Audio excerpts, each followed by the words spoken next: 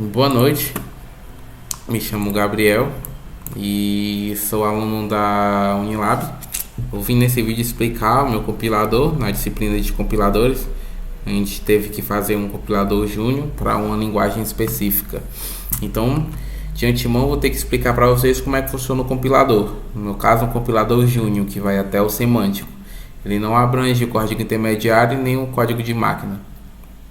Então, um compilador ele tem várias análises de transformar um texto até uma linguagem de máquina. A gente tem a entrada do char, a gente tem uma análise léxica, uma análise sintática e semântica. A gente chama de front-end dos compiladores. Então, o que uma análise léxica faz? A análise léxica, ela literalmente checa cada char, ou seja, cada caractere unitário e checa se aquilo é um token válido. Por exemplo, a gente tem um nome de uma pessoa, aquilo vai ser considerado um ID, uma variável.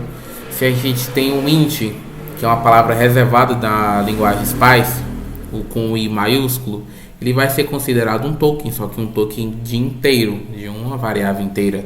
Então a análise léxica ela faz toda essa parte de transformar chars, ou seja, caracteres, em tokens válidos. Na análise sintática, a gente começa a trabalhar com tokens em si e não com chars ou caracteres unitários. Então, na análise sintática, a gente começa a analisar se um token inteiro realmente está transformando uma variável ID no inteiro. A gente começa a lidar com tokens, por exemplo, um if, uma condicional, por exemplo, um igual, uma expressão também pode ser vezes, multiplicação, divisão. Toda essa parte ela é na análise sintática, que a gente começa a trabalhar com tokens. Aqui que o buraco fica um pouco mais embaixo em questão de complexidade. Na análise semântica, nós temos a análise de IDs. Se a gente vai saber se tem a atribuição correta ou não de um ID, se ela foi inicializada ou não. Por exemplo, ele vai checar se uma variável, por exemplo, a altura, você está atribuindo valor. Será que aquela variável foi declarada antes ou não? Essa parte de análise dessas IDs, por exemplo, fica na parte semântica, beleza? Já tendo em vista um pouco sobre as principais funções das análises nesse compilador, dos compiladores no caso em geral, vou explicar como é que funciona o compilador Spice. Ele lê um texto ou um arquivo, no meu caso do meu programa ele lê um arquivo com extensão .spice. Ele faz uma entrada de um char, ou seja, ele faz a entrada do char e verifica se o comando está completo. Um comando completo é quando ele finaliza com ponto e vírgula ou quando tem um bloco de código que tem um end. Então ele lê um char e checa se o comando foi completo ou não. Se não, ele vai ficar lendo os caracteres até ter o comando completo. Quando ele tem o comando completo, a gente vem para a análise léxica.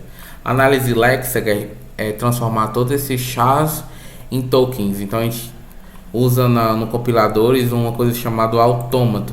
Isso aqui é um autômato. A gente meio que faz uma mini AR que vai checar as possibilidades daquelas palavras de acordo com a linguagem. Então, se a gente faz sequência de um read, por exemplo, ele vai sair do S0 para o S1, para o S2, para o S3, para o S4 e chegando no estado final read e fala assim: esse token read é válido, ele entra na nossa matriz de tokens.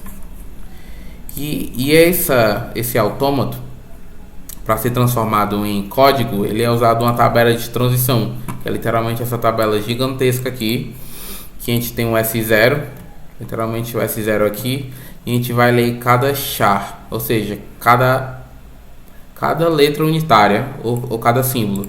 Se caso a gente ler algum específico, tipo o E, ele vai para o S25, que é esse, ó. Se ele ler o caso aqui, um N, ele vai para o S22, ou seja, ele vai começando a checar se você está entrando com um end, por exemplo, que é um token de uma palavra reservada ou não. Por isso que tem essas cores para auxiliar. Essas cores indicam que não são estados finais e sim estados no nosso autômato. Nessa parte cinza, a gente tem os IDs ou os estados finais. Por exemplo, se você faz uma entrada de A e depois A e você acaba de ler o file, por exemplo, ele vai indicar que isso daqui é um ID, porque AA só pode ser um ID, ele não é uma palavra reservada, beleza? É assim que funciona a parte dos autômatos e a matriz. Então ele realmente vai checar cada char, checa o char, vê a tabela de transição e vai transformando em tokens. E o resultado léxico disso são os tokens e o comando válido. Se caso dê algum erro, ele vai chamar uma função na main que vai reportar o erro, alinha a coluna e vai encerrar a nossa compilação com erro. Na parte de análise sintática, a gente vai começar a analisar os tokens. Então ele vai analisar se o int ele em seguida vai ter um ID ou se vai atribuir um valor um ID. Caso você tenha um int e bote, sei lá, uma string, é errado, porque tu está querendo atribuir uma palavra reservada, que é string, a um valor inteiro. Então essa análise de tokens fica na análise sintática. E o resultado, caso dê erro, ele vai chamar a mesma função main exit, reportar o erro, que nem a léxica. Se caso não dê erro, no caso não dê erro, ele vai chamar a análise semântica. A análise semântica ele vai checar a atribuição de IDs. Então se ele vai checar se você está atribuindo um valor a um ID que já existe ou não. Essa parte de tipagem de dados fica na análise semântica e dependendo do resultado, se não der erro, ele vai finalizar a nossa compilação com sucesso. Então vamos para os códigos. No código, a gente lê cada char do nosso file, nesse caso esse file 2, e vai chamar análise léxica, sintática e semântica. Então vamos lá. Nós vamos ver o primeiro caso em que tem sucesso na análise léxica. Ele rodando aqui, ele vai... Opa! Botei o file 2, beleza. Ó, show! Ele está mostrando aqui no primeiro comando que é um int, um ID, que é a idade, e ponto e vírgula para fechar o comando. Ou seja, esse daqui. Como ele não reportou nenhum erro léxico, ele foi direto para o sintático, significa o que? Não teve erro léxico, tudo show. Se caso a gente tem um erro léxico, ou seja, algum símbolo que não pertence ao alfabeto da minha linguagem, ou seja, do Spice, ele vai dar erro léxico. Como aqui, erro, símbolo não pertence à linguagem. Beleza? Vamos para o sintático. Que eu tenho um nome, string, que está recebendo uma string, um texto. Show, isso não vai dar erro. Vai passar aqui na análise sintática. Ele executa o S, o CMDS, o MD e consome esses tokens e checa se essa entrada é válida. Uma entrada não válida é como eu havia explicado. Você quer uma variável string, sendo ela do tipo string. Isso não pode, porque isso já é uma palavra reservada. E ele vai dar erro sintático, mostrando a linha e a coluna. Um erro, na verdade, vamos para o sucesso semântico, né? Na parte de sucesso semântico seria você declarar uma variável altura e depois atribuir ela. Show! E vai mostrar sem erro nenhum. Deixa eu ver aqui, faltou o ponto, faltou o espaço. Vai mostrar sem erro nenhum, entrada válida na análise sintática. E análise semântica, entrada válida também. E no final eles mostram os valores dos tokens. Então realmente, a altura recebeu o valor 4 token. Então realmente foi atribuído. Um caso de erro semântico seria se você atribuísse uma variável chamada altura, atribuísse um valor para ele, sendo que você nunca declarou essa variável antes. Porque essa parte toda aqui do código é comentário. Então a única parte que vale é essa.